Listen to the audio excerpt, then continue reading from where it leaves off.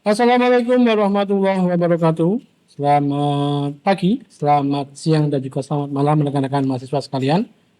Berjumpa lagi di dalam sesi pembelajaran untuk mata kuliah administrasi server ini, di mana dalam bahasan kali ini kita akan membahas seputar instalisasi operating system, di mana kalau di dalam materi yang sudah rekan-rekan sekalian terima, operating system yang kita gunakan adalah CentOS versi 7. Namun dalam instalasi kali ini yang saya contohkan adalah Rocky Linux, di mana Rocky Linux merupakan operating system turunan langsung dari CentOS seperti itu. Sehingga arsitektur di dalamnya itu mirip dan juga hampir sama dengan yang dimiliki oleh CentOS. Kalau rekan-rekan sekalian mengalami kendala dalam instalasi CentOS, rekan-rekan sekalian dapat menggunakan Rocky Linux sebagai alternatif operating system yang nantinya dapat digunakan untuk menggantikan peran dari CentOS selama mekanisme operasional pada mata kuliah administrasi server ini. Instalasi ini nantinya akan kita jalankan di dalam aplikasi di dalam semacam platform untuk virtualisasi server, namanya adalah Proxmox di sini, di mana Proxmox itu dia dapat bekerja mirip dengan kalau kita menggunakan VirtualBox. Jadi kita bisa menggunakan namanya virtual machine di dalamnya. Oke, lama-lama dulu kita langsung eksekusi saja. Kita masuk ke dalam Proxmox-nya dan kita create virtual machine-nya di sini. Pertama-tama kita akan memasuki terkait dengan pembuatan virtual machine. Untuk VMID-nya kita bisa ganti selama tidak bentrok dengan VMID yang pernah kita buat sebelumnya. Ini saya kasih 140 ya. Namanya saya beri Rocky Linux seperti ini. Next, di bagian OS saya pilih untuk Rocky Linux 95 minimal ISO seperti ini ya. Nama ISO seperti ini. Kemudian di bagian sistem, graphic card-nya saya pilih virtual GPU. Kemudian QEMU agennya saya centang. QEMU agennya. Nanti ini berkaitan dengan disknya atau version atau format disk yang digunakan. Dan saya pilih next. Di bagian disknya, bagian push atau device-nya saya pilih VirtualBlock dengan ukuran disknya 50 GB saja, tidak usah terlalu besar seperti itu.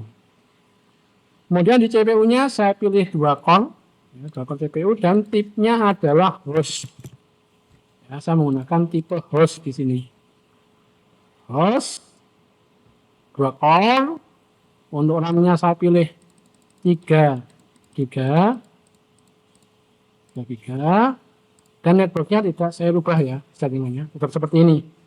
Ini settingan bridge 0. Konfirmasi lagi, cek lagi terkait dengan instalasinya. Kalau sudah sesuai, baru kita centang di start after create dan kita finish. Kita tunggu VM-nya terbentuk. Ini VM-nya sudah terbentuk di sini ya. Sudah terbentuk di sini VM-nya, kemudian running dia statusnya. Sudah running. Kalau sudah running seperti ini, kita masuk ke bagian ini. Konsol. Di sampingnya ada namanya pilihan non-VNC. Nanti akan masuk ke dalam laman sendiri terkait dengan instalasi Rocky Linux ini. Kita pilih yang install Rocky Linux-nya. Kita tunggu prosesnya hingga nanti dia selesai. Apakah dia berjalan dengan optimal tidak dengan settingan yang sudah kita sesuaikan tadi seperti itu.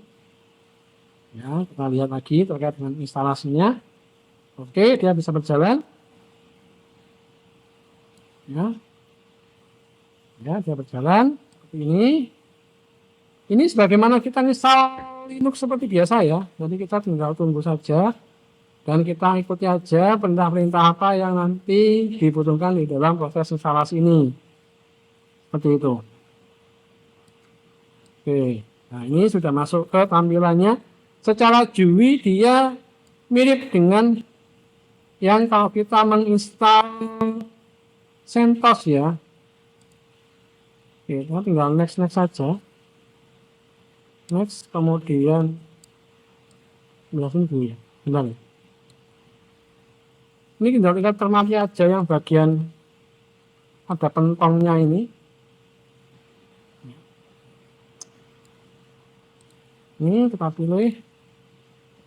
Oke. Kemudian down seperti itu. Ya, checking storage sudah masuk di sini. Create passwordnya kita buat juga. Lagi. Oke. Down. Kemudian kita pakai selesai ya. Oke, selesai, tidak ada yang tentang lagi sudah selesai. Terus kita bikin instalasinya. Tinggal kita tunggu aja nanti instalasinya sampai dengan selesai dan kalau sudah nanti kita reboot seperti itu. Oke, kita skip aja ya karena dia prosesnya agak lama, dia butuh download package juga terkait dengan mekanisme instalasinya ini. Nah, kita tinggal menunggu saja Rocky Linux-nya berjalan, kemudian Rocky Linux-nya juga sudah melakukan ekstraksi terhadap semua package, semua library yang ada di dalam ISO-nya. Kita menunggu saja hingga nanti prosesnya selesai, karena ini cukup memakan waktu sedikit lama seperti itu ya. Jadi jangan lupa persiapkan kopinya, persiapkan teh dan sejenisnya untuk menemani rekan-rekan sekalian selama proses instalasi ini. Ini cukup lama ya, karena dia nanti harus mengekstrak beberapa package dan juga menginstal beberapa library. Walaupun secara case-nya dia belum terkoneksi dengan internet ya, tapi dia membuka semua bawaan yang ada dalam file ISO-nya itu. Sehingga kita perlu menunggu sedikit lebih lama daripada mekanisme instalasi yang biasanya. Mirip dengan seperti kita kalau menginstal Linux seperti itu. Kita tunggu saja ya. Rekan-rekan sekalian, setelah tadi kita melalui step tahapannya untuk instalasi Rocky Linux-nya, ketika proses instalasinya sudah selesai, maka warnanya akan berubah menjadi seperti ini. Jadi installation progress complete di sini, complete. Kemudian di bawah sudah muncul button untuk reboot di sini. Dimana setelah instalasi selesai, kita memang diharuskan untuk reboot dari server kita. Tujuannya supaya instalasi dari Rocky Linux-nya itu dapat berjalan dengan baik di server yang sudah kita tentukan seperti itu. Kita reboot saja ya di sini ya. Kita reboot saja untuk instalasinya seperti itu. Oke, proses rebootnya sedang berjalan ya rekan-rekan sekalian. Proses rebootnya sedang berjalan di sini. Nah, kalau sudah rebootnya berhasil, maka dia akan menampilkan laman seperti ini. Memang lamannya kelihatannya masih blank hitam seperti itu ya. Blank hitam di sini dalam artian memang secara default settingan untuk Rocky Linux itu adalah berbasis CLI.